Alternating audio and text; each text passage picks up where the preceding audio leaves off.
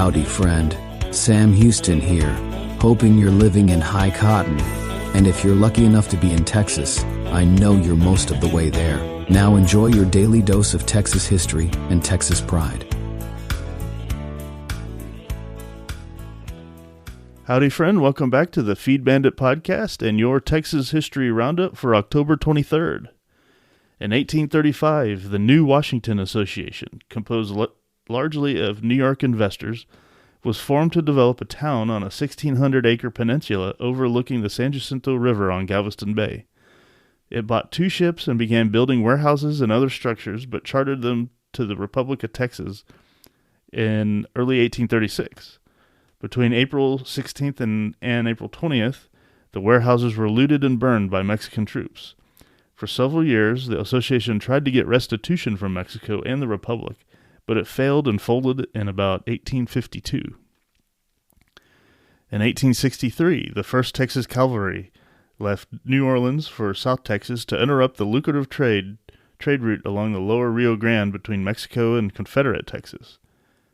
It was one of 2 regiments of Union cavalry from Texas, the second being formed later in Brownsville. I guess they might be considered traitors.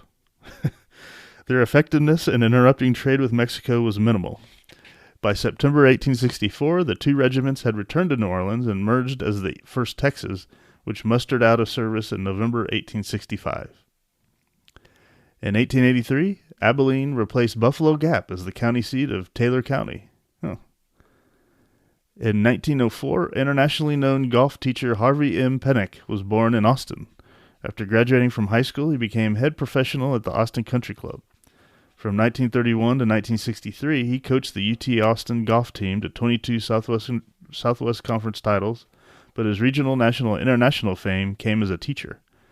The notes he began in 1930 eventually became Harvey Pennock's Little Red Book, the all-time best-selling golf instruction book. Pennock died in Austin in 1995. And finally, in 1946, wartime rationing controls on most commodities were lifted, but not on sugar. Rationing of various commodities had been mandated during the war, including gasoline, rubber, etc. And that just goes to show how utterly destructive war is in general, and how much power the government steals from all of us at a time of war, claiming an emergency.